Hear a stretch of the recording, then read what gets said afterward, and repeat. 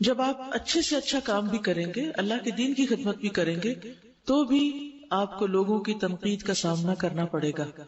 ایسے میں آپ گھبرائیں نہیں. اگر آپ خلوص نیت سے کوئی کام کر رہے ہیں لوگوں کے فائدے کا، تو کرتے چلے جائیں.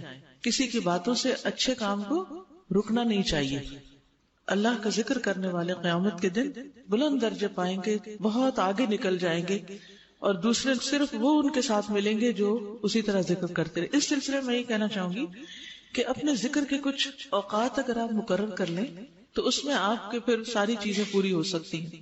مثلا صبح اور شام سبحان اللہ و بحمدہ کی تسبیح جو ہے، اس کا بہت بڑا اجر ہے کہ یہ 2 وقت پڑھنے سے، یعنی اگر 100 دفعہ ہم پڑھتے ہیں سبحان اللہ و بحمدہ سبحان اللہ و بحمدہ، 2-4 منٹ لگتے ہیں اور 100 دفعہ آرام سے ہو جاتا ہے.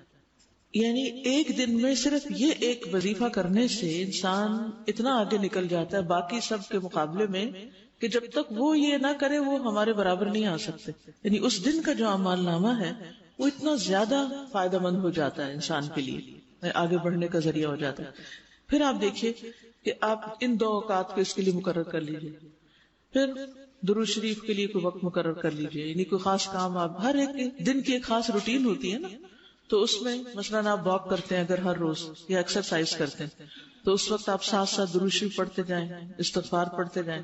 پھر جیسے آپ گھر سے یہاں تک آتے ہیں تو لا الہ الا اللہ وحدہ لا شریک لہ لہ الملک و لہ الحمد وہو علی کل شیء قدیر، جو 100 دفعہ دن میں پڑھتا ہے شیطان اس پہ قابو نہیں پا سکتا، کوئی جن اس پہ حملہ آور نہیں ہو سکتا، بالکل پروٹیکٹڈ ہو جاتا ہے وہ شخص، یعنی بہت سے شر سے بچ جاتا ہے.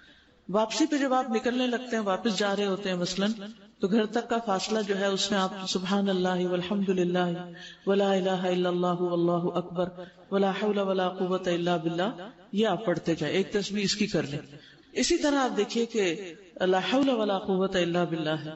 مثلا اگر آپ شام کے وقت جو بھی گھر کا کام کاج کر رہے ہیں اس وقت لا حول پڑھ لیں.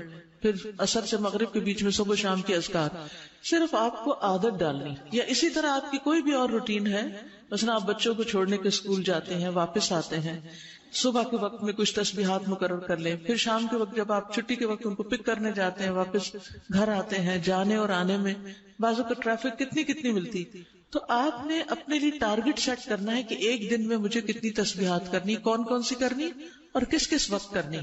تو پھر جو ہی آپ اپنا وہ کام شروع کریں گے ساتھ ہی آپ کو وہ تسبیح یاد آ جائے گی اور آپ کر لیں گے، تو آپ کا انشاءاللہ تعالی دن کا جو کوٹا ہے وہ پورا ہو جائے گا. ورنہ تو آپ سوچتے ہی رہیں گے اچھا اتنی ساری چیزیں، یہ کب کرے وہ کب کرے، روز ایک نئی بات بتا دیتی ہے یہ کرے یہ کرے. تو ہم انسان ہیں، کیا کیا کریں، یہ سب ہو جاتا ہے. صرف ٹائم مینج کرنے کی ضرورت ہے، طریقہ آنا چاہیے کہ کس وقت میں کیا کام کرنا ہے، اور اس وقت کی کچھ پابندی کر لیں. ابلیس جو ہے وہ نعمتوں کا شکر ادا نہیں کرنے دیتا، بدگمانی پیدا کر کے، یعنی ہر چیز کے اندر انسان کیڑے نکالنے لگتا ہے، چاہے وہ ضرورت کی چیزیں ہوں یا پھر انسان ہو یا کوئی بھی، اور اس طرح انسان میں ناشکری آ جاتی ہے. علم حاصل کرنا جو ہے نا وہ افضل ترین عمل ہے، لہذا ساری زندگی کچھ نہ کچھ سیکھتے رہیں، اور اس میں یہ دعا کیا کریں کہ رب زدنی علما، اللہ میرا علم زیادہ کر دے. یعنی ایک تو وہ چیزیں جو آپ نے پہلے پڑھی ہوئی ہوتی ہیں، اور ایک یہ ہے کہ آپ نئی چیزیں مزید بھی پڑھیں، مزید سیکھیں. قرآن غموں کا مداوا ہے، جب بھی کوئی غم دکھ پریشانی ہو کثرت سے تلاوت شروع کر دے. لوگوں سے منہ پھیر کے بات نہیں کرنی چاہیے، تکبر اللہ تعالیٰ کو پسند نہیں.